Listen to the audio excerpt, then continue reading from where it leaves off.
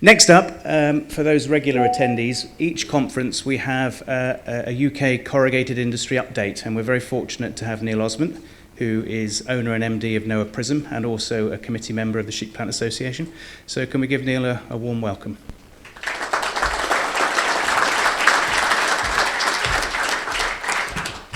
Thank you, Tim. Thank you, Ben. I've been following people, usually from a military background at this stage. We've usually had an inspirational speaker about how they, survived Afghanistan or the such like. But that's probably the most difficult person to follow. He's been very upbeat about innovation. The reason I'm making that point is last time I spoke, one of the people said, Neil, your job is supposed to be upbeat. But that was really gloomy. So that was in February. Spoiler alert. I'm afraid it's not too much better. However, so I'll give you an update on how the industry is, and at the end of it, there is a bit of upbeat side. So, will this work?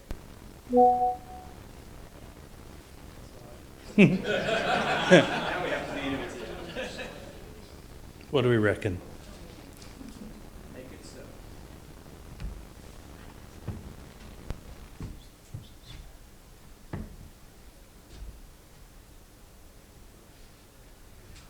There we go. So this is my exciting first slide. This is what the industry in the UK experienced in volume. And I'm talking volume terms, and there is a balance with all of this.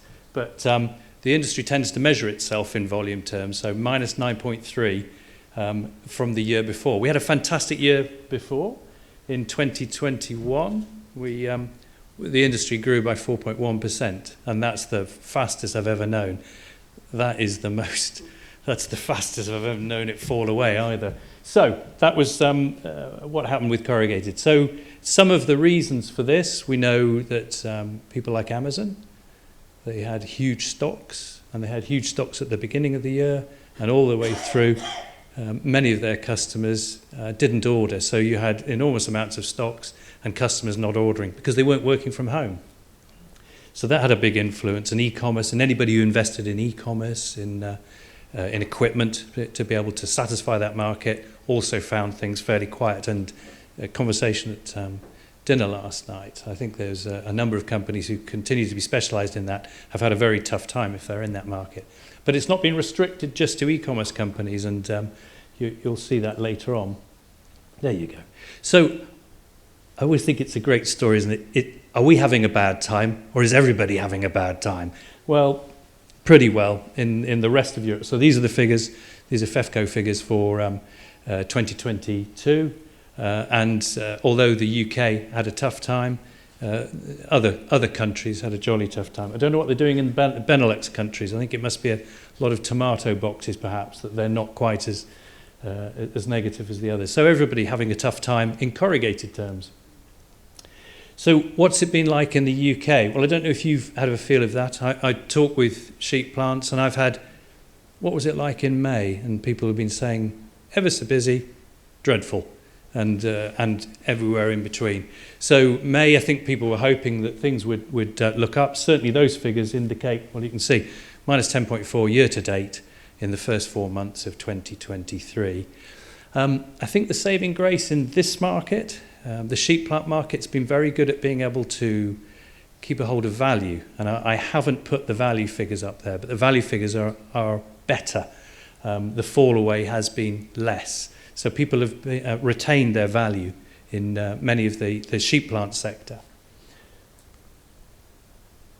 So again, liking to compare things with other countries. What's the situation, the economic situation in our country? Well, we've heard that inflation is reducing, and inflation is a significant cooling ingredient to the economy, and has certainly impacted on demand for corrugated.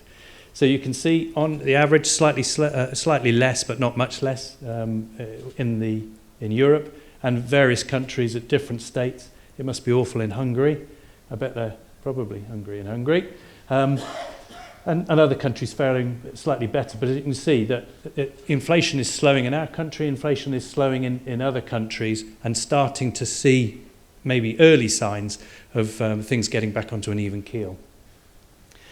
I was very interested in this bit, and I'm particularly interested when people are talking to me about the demand for folding cartons. We're doing a big project at the moment on folding cartons. We're often asked by ECMA to do this, and we're just looking at that. And food and alcohol and tobacco had been in huge demand up to October of last year, and then it fell away. And this year, if you know anything about folding cartons, the mills who produce material are quiet. They've got virtually no output. They're putting people on 90 days holidays right now. And that's a good reason, because the market has fallen away in folding cartons. So food and drink, which is the lifeblood of that market, is significantly affected. And you can see inflation, huge inflation in there. So that's cooling down what, for us, is our core. For the corrugated industry in the UK and Europe, it's the core of our industry, food and drink. And it's being cooled as a result of those inflationary figures. A bit more, so what are the ingredients and what is it about inflation? So those energy bills that people had across Europe, UK, we understand that. Sorry, I hope I'm not depressing people too much at the moment. Come on, Neil, give us a good story. It's coming. So energy bills certainly have been a significant impact on people, but also, and this I found this worrying, that 25% of the population across Europe are struggling hugely with the cost of living crisis. So I don't know about you, I find that really difficult to comprehend, because I am eating okay, I am living okay, but there is a significant part of our country and other countries around Europe where a major part of the population are not coping okay, and it brings it home to me. Cost of living pressures have been demonstrated in the way that we shop. So there's a switch to private label, so the favouring of Tesco's own brands, for instance, and then the favouring particularly of limited list discounters. So Lidl and Aldi have grown. So their market share in the UK has jumped, while the others has fallen away. And a much smaller size of basket. So back to that 25%, people are buying less. There's less in their basket. They can't afford it. They're buying less products from our retailers. And then within the supply chain, and we see it, we were talking last night about 18-month lead time for a car because bits, coils aren't available. So we've got all these things happening in the supply chain. It's not just in our industry. Certainly the majority of our customers are having some form of supply chain difficulties. And then the legacy of, amongst other things, the energy cost rises that people are still living with. Come on, Neil. So here we are. This is the last one, the last depressing one. So across the whole of the world, in 2022, the growth figures were higher in most of the other countries except for the States versus Europe. And there's a rapid drop that's indicated, as you can see, for 2023 that the IMF are predicting. Now, we've had analysts predicting things, and they've been wrong. So my last bit there is, if you believe the IMF, we're in for a tough time in Europe. If you don't believe them, then let's innovate. Let's be creative. And that really is my last point. In the short term, volume's down. Value is being eroded, but hold on to it. And sheep plants have been very good at being able to hold on to that, hold on to it. And profitability has been under pressure. We know that in the sheep plant sectors. But in the medium term, corrugated continues to be very flexible.